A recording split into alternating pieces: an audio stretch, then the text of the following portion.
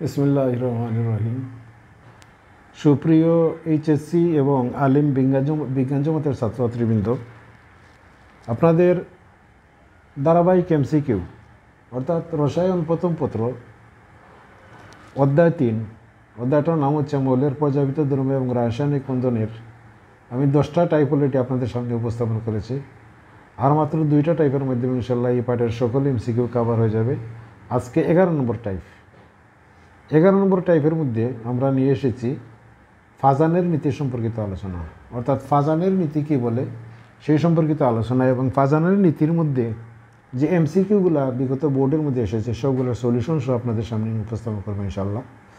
তো আপনারা জানেন ফাজানের নীতি থেকে মিনিমাম একটা এমসিকিউ প্রতি বছর পরীক্ষার মধ্যে এসে থাকে, সুতরাং এই টাইপটাকে আপনারা গুরুত্ব সহকারে দেখবেন। তো ফাজানের নীতির প্রথম যে তত্ত্বটা, ফাজানের নীতিটা হচ্ছে আয়নি যৌগের সমযোজী বৈশিষ্ট্য হলো পোলারায়ন, অর্থাৎ আয়নিক যৌগের মধ্যে ফাজান নীতিটা প্রযোজ্য হবে, আর কোনো ক্ষেত্রে হবে না। আর এটা হবে আয়নিক যৌগের সমযোজী বৈশিষ্ট্যই হচ্ছে পোলারায়ন, এটাই হচ্ছে মেইন কথা। তো শর্তগুলোর মধ্যে ক্যাটায়নের আকার যত ছোটো হবে এবং এনায়নের আকার যত বড় হবে পোলারায়ন তত বেশি হবে, অর্থাৎ সমযোজী বৈশিষ্ট্য তত বেশি হবে। 2 নম্বর তত্ত্বটি হচ্ছে পর্যায় সারণীর বাম থেকে ডানের দিকে গেলে আকার ছোটো হয় আর উপর থেকে নিচের দিকে গেলে আকার বড় হয়। 3 নম্বর তত্ত্বটি হচ্ছে ডি ও এফ অরবিটাল ইলেকট্রন যত বেশি পোলারায়ন তত বাড়তে থাকবে, মানে ইলেকট্রন যত বেশি থাকবে ডি অরবিটাল এবং ও এফ অরবিটালে পোলারায়নটা তত বাড়তে থাকবে, অর্থাৎ সমযোজী বৈশিষ্ট্য তত বাড়তে থাকবে। লাস্ট তত্ত্বটি হচ্ছে পোলারায়ন সমযোজী বৈশিষ্ট্য বাড়লে যে ধর্মগুলো কমবে সেগুলো হলো, মানে পোলারায়ন সমযোজী বৈশিষ্ট্য বাড়লে, পোলারায়ন বা সমযোজী বৈশিষ্ট্য যদি বাড়ে তাহলে যে ধর্মগুলো কমবে সেগুলো হচ্ছে আয়নিক ধর্ম কমতে থাকবে, দ্রাব্যতা কমতে থাকবে, আর বিয়োজন তাপ কমতে থাকবে। এই 3টা জিনিস স্মরণ রাখবেন, কমবে আর বাকি সবগুলো কি বাড়তে থাকবে। তো এই ছিল ফাজানের নীতির সংক্ষিপ্ত আলোচনা। এখন বিগত বোর্ড প্রশ্ন এই তথ্যের উপর আলোকে, মানে এই তথ্যগুলো যদি আপনারা স্মরণ রাখতে পারেন তাহলে বিগত বোর্ড প্রশ্নগুলোর অনায়াসে আপনারা আনসার করতে পারবেন। আমি প্রথমে 2-1টি আপনাদের সামনে বুঝিয়ে দিব, তারপরে আমি শুধুমাত্র আনসার বলে যাব আর বুঝাবো না। দেখেন, প্রথমে পোলারায়নের সাথে সম্পর্কিত যৌগ কোনটি? এটা পোলারায়নের সাথে সম্পর্কিত যৌগ আয়নিক যৌগ, সুতরাং এটার আনসার হবে আয়নিক যৌগ, লাস্টেরটা। 2 নম্বর প্রশ্নটি হচ্ছে কোনটিতে পোলারায়ন বেশি ঘটবে? দেখেন, এখানে অপশন আছে ক beryllium chloride, magnesium chloride, lithium chloride এবং সোডিয়াম ক্লোরাইড।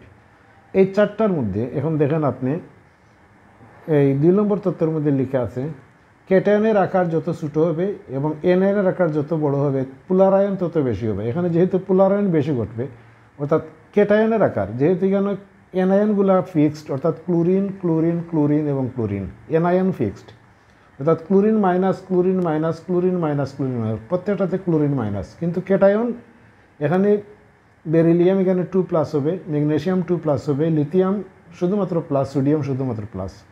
তাহলে ক্যাটায়নের আকার ছোটো, আমরা দেখো কোনটার, বেরিলিয়াম নিচে হচ্ছে ম্যাগনেসিয়াম, অর্থাৎ লিথিয়াম এবং সোডিয়াম এটা হচ্ছে 3য় পর্যায়ের মৌল, আর বেরিলিয়ামের নিচে কিন্তু ম্যাগনেসিয়াম, এটা হবে 2 নম্বর গ্রুপের মৌল। বেরিলিয়ামটা কিন্তু উপরে আর ম্যাগনেসিয়ামটা কিন্তু তার নিচে।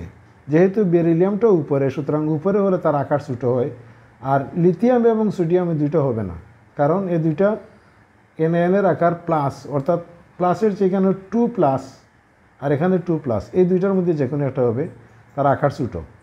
তো এক্ষেত্রে বেরিলিয়ামের আকারটা ছোটো, এখানে আমি লিখে দিয়েছি সোডিয়াম আর লিথিয়াম এবং সোডিয়াম একটা ওটার নিচে, এখানে কমন জিনিস, সুতরাং এই দুইটার মধ্যে হবে না। বেরিলিয়ামের নিচে হচ্ছে ম্যাগনেসিয়াম, বেরিলিয়াম 2+, ম্যাগনেসিয়াম হচ্ছে 2+, কিন্তু বেরিলিয়ামটা ম্যাগনেসিয়ামের উপরে হলে আকার ছোটো হয়, এখানে লিখে দিয়েছি আমি, নিচের দিকে আকার বড়, উপর দিকে আকার ছোটো হয়। তাহলে বেরিলিয়াম যেহেতু উপরে আছে তাহলে বেরিলিয়ামের আকার ম্যাগনেসিয়ামের চেয়ে ছোটো হবে। আর এখানে লিথিয়াম এবং সোডিয়াম, এটার ইয়েটা হচ্ছে লিথিয়ামটা উপরে, লিথিয়ামটা হচ্ছে একবারে উপরে, আর সোডিয়ামটা হচ্ছে তার নিচে, অর্থাৎ এটা 3 নম্বর, লিথিয়ামের পরে লিথিয়াম 2 নম্বর, তারপরে 3 নম্বর, আর এটা 2 নম্বর পর্যায়ে। যেহেতু এটা এটা হওয়ার কথা, কিন্তু এটার পরে বামে আছে বেরিলিয়াম, যে কারণে এটার আনসার হবে বেরিলিয়াম। তো এভাবে আপনি আনসারটা বের করার জন্য কোনটা বামে কোনটা উপরে বা নিচে পড়ে সেটার উপর ভিত্তি করে আপনি কী করবেন, এটা আইডেন্টিফাই করবেন। এখন আমি সরাসরি আপনাদেরকে আনসারগুলো বলে দেবো। এখানে আমি মোটামুটি একটা এক্সপ্লেন দিয়েছি, এটা ব্যাখ্যা দিয়েছি, আপনারা ব্যাখ্যাটা দেখে নেবেন। 3 নম্বর প্রশ্নটি হচ্ছে কোনো আয়নিক যৌগের সবচেয়ে বেশি পোলারায়ন ঘটে, এটা বেরিলিয়াম ক্লোরাইড। তারপরে কোনটি অধিক সমযোজী, এটাও আনসার বেরিলিয়াম ক্লোরাইড। কোনটির পোলারায়ন ক্ষমতা সবচেয়ে বেশি, এটাও বেরিলিয়াম। পোলারাইজেশন ধর্ম কোনটির সবচেয়ে বেশি, এটাও বেরিলিয়াম।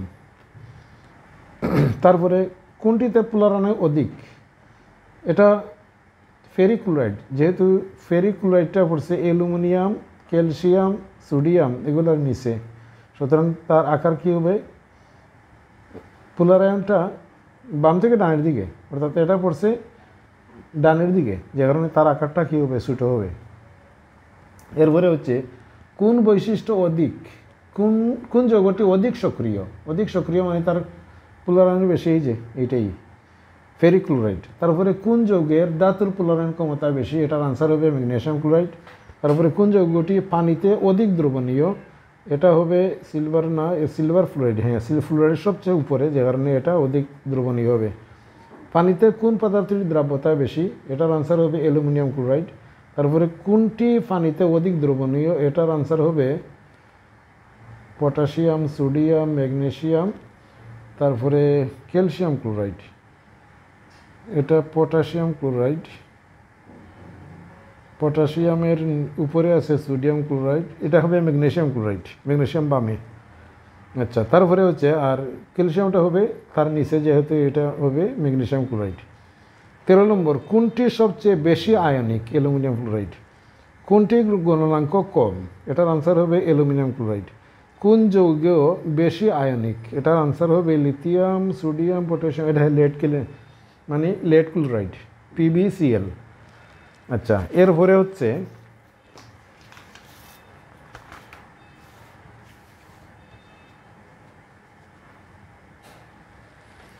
কোন যৌগটি পানিতে দ্রবণীয়, সিলভার ফ্লোরাইড। ফ্লোরিন, যেহেতু ফ্লোরিন, ক্লোরিন, ব্রোমিন, আয়োডিন, সুতরাং এটা হবে ফ্লোরিন। ক্লোরিন নিচে, ব্রোমিনও নিচে, এটার আকার বড় হয়ে যায়, ফ্লোরিন সবচেয়ে ছোটো, আর সিলভার তো কমন। 17 নম্বর কোন যৌগের জলীয় দ্রবণে বিদ্যুৎ পরিবাহিতা বেশি, lithium, sodium, calcium. Calcium, carbon tetrachloride তো এটা হবেই না, কারণ এটা তো না, সমযোজী যৌগ না। কোন এক্স যৌগটি পানিতে অধিক দ্রবণীয়, যখন এক্স হেলোজেন নির্দেশ করে, হেলোজেন মানে ফ্লোরিন, ক্লোরিন, ব্রোমিন, আয়োডিন, তাহলে ফ্লোরিন সবার উপরে, সুতরাং এটার আকার ছোটো হবে, এটার আনসার হবে ফ্লোরিন। 19 নম্বর কোন ধনাত্মক আয়নটি ঋণাত্মক আয়নের বেশি পোলারন ঘটাতে পারে, এটা সোডিয়াম, ম্যাগনেসিয়াম, এটা হ্যাঁ ফেরিক ক্লোরাইড, ফেরিক মানে আয়রন 3+, এটা। তারপরে কোন যৌগটির গলনাঙ্ক স্ফুটনাঙ্কের মান সবচেয়ে বেশি, ক্যালসিয়াম, আয়রন। বেশি গলনাঙ্ক স্ফুটনাঙ্কের বেশি যদি হয়, তাহলে বামেরটা হবে ক্যালসিয়াম হবে, এগুলো তো ডানে পড়ে। আচ্ছা, উত্তর হবে ক। 21 নম্বর পানির দ্রাব্যতার সঠিক ক্রম কোনটি, সোডিয়াম বড়, ম্যাগনেসিয়াম থেকে, তারপরে সিলিকন, অ্যালুমিনিয়াম। এটা ভুল হয়ে গেছে, এটা হবে না। অ্যালুমিনিয়াম এটা হবে না, সিলিকন থেকে অ্যালুমিনিয়াম এটা হবে না, এটা তাহলে এটাই সোডিয়াম থেকে ম্যাগনেসিয়াম ছোটো, ম্যাগনেসিয়াম থেকে পানির দ্রাব্যতার ক্ষেত্রে কম, তারপরে অ্যালুমিনিয়াম ক্লোরাইড, তারপরে সিলিকন। হ্যাঁ, এটা হবে সোডিয়াম, ম্যাগনেসিয়াম, অ্যালুমিনিয়াম, সিলিকন, এটা ধারাবাহিকভাবে পড়ে, সুতরাং এটা হবে আমাদের আনসার কাঙ্ক্ষিত। 22 নম্বর হচ্ছে পোলার দ্রাবকের দ্রাব্যতার সঠিক ক্রম কোনটি। সেম, পোলার দ্রাবকের দ্রাব্যতার সঠিক ক্রম প্রথমে আসবে সিলিকন, তো আসবে না, প্রথমে সোডিয়াম আসতে পারে। হ্যাঁ, সোডিয়াম, তারপরে ম্যাগনেসিয়াম। হ্যাঁ, এটাই কারেক্ট। তো এই ছিল আপনাদের ফাজানের নীতি সম্পর্কিত বিগত বোর্ডের 22টা প্রশ্নের সলিউশন, এবং উত্তর আমি আপনাদেরকে এখানে দেখিয়ে দিয়েছি, দয়া করে আপনারা নিজেরা আনসার করে উত্তরগুলো দেখে নেবেন। তো এই ছিল আজকের 11 নম্বর টাইপের MCQ সমাধান। ইনশাল্লাহ 12 নম্বর টাইপের মাধ্যমে আমরা এই পার্টটা কভার করে দিব। তো আজ এ পর্যন্ত, এই সকলের মঙ্গল কামনা করে আজকের মতো এখানে বিদায় নিচ্ছি। আল্লাহ হাফিজ, আসসালামু আলাইকুম।